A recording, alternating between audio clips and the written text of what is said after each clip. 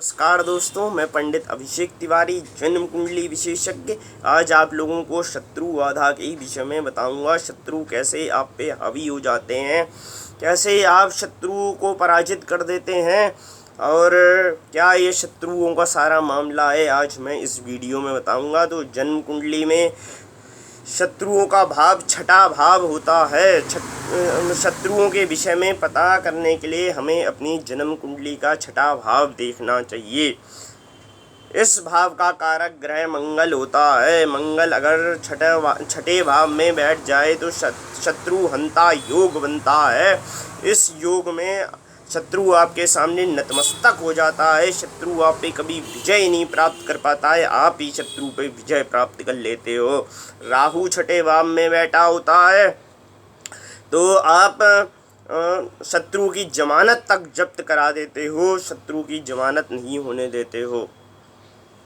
अगर छठेस कमज़ोर है और 6, 8, 12 में कहीं बैठा है, त्रिक भाव में बैठा है, उसका अंश भी कम है, तो निश्चित ही शत्रु आप पे हावी हो जाएंगे। शत्रु होंगे और आप पे हावी होंगे, आप उनका कुछ बिगाड़ नहीं पाओगे।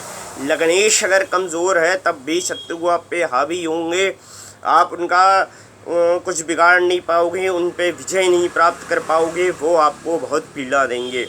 अगर लग्नेश छठे भाव में बैठा हो और शुभ ग्रह हो कोई और छठे भाव में बैठा हो तो निश्चित ही आप पे शत्रु बाधा होगी, शत्रु परेशान करेंगे। इस छठे भाव में पाप ग्रह अच्छा फल देते हैं और शुभ ग्रह यहाँ खराब फल देते हैं। शनि, मंगल, राहु, केतु ये पाप ग्रह होते हैं जो छठे भाव में अच्छा फल प्रदान करते हैं। और यहाँ शुभ ग्रह जो हैं आपके बुध, शुक्र आदि, बृहस्पति आदि ग्रह हैं, चंद्रमा है, वो यहाँ पे आपको शुभ फल नहीं देते हैं, परेशानी देते हैं। और पर यहाँ पे अगर बृहस्पति की दृष्टि पड़ जाए, छठे भाव पे अगर बृहस्पति की दृष्टि पड़ जाए तो बहुत शुभ फल देती है और आप शत्रुओं पे विजय प्राप्त करते हो। शत्रु होते नहीं हैं, अगर होंगे भी तो विजय आपकी ही होगी, शत्रुओं की नहीं होगी। अब मैं आपको बताऊंगा कि शत्रु किन किन भावों में छठेस हो तो क्या क्या फल होता है, किस किस रिश्तेदार से शत्रुता का भाव प्रकट हो जाता है। अगर लगन पे छठेस बैठा हो तो आपके शत्रु होते हैं, परंतु अगर वो छठेस और लग्नेश दोनों मित्र हैं तो शत्रु आप पे ज़्यादा प्रभाव नहीं दिखा पाते। मगर अगर छठेस और लग्नेश में शत्रुता का भाव है तो शत्रु आपको बहुत परेशान करते हैं। अगर छठेस द्वितीय भाव में बैठा हो तो ऐसे में पैतृक संपत्ति के कारण आपके चाचा से, ताऊ से, आपके रिश्तेदारों से ही पैतृक संपत्ति के कारण शत्रुता हो जाती है। अगर छठेस तृतीय भाव में बैठा हो, तीसरे भाव में बैठा हो तो छोटे भाई से शत्रुता होती है।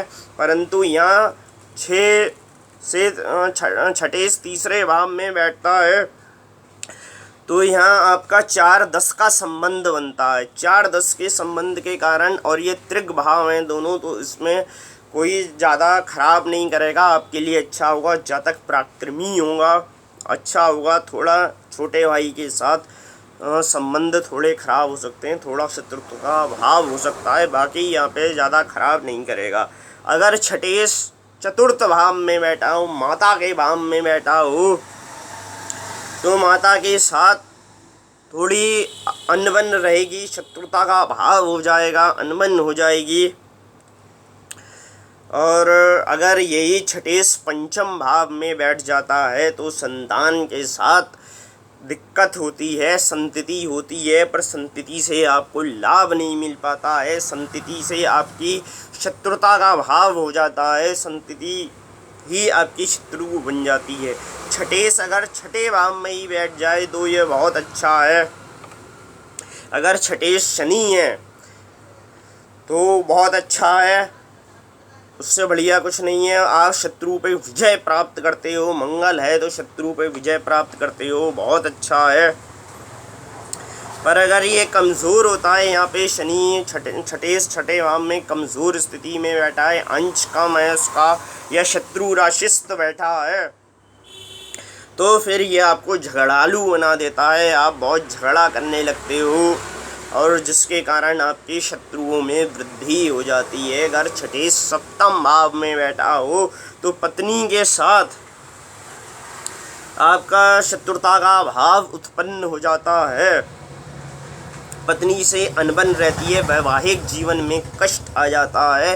अगर छठेश आपका अष्टम भाव में बैठा हो तो ये नीच भंग राजयोग हो गया। एक तरीके से छठेश का अष्टम में बैठना नीच भंग करेगा, तो यहाँ पे बहुत शुभ फल देगा। छठेश अष्टम में शुभ फल देगा। यहाँ अगर ऐसी स्थिति है तो शत्रु आप पे कभी विजय नहीं प्राप्त कर पाएंगे, आप शत्रुओं को मत डालोगे बिल्कुल।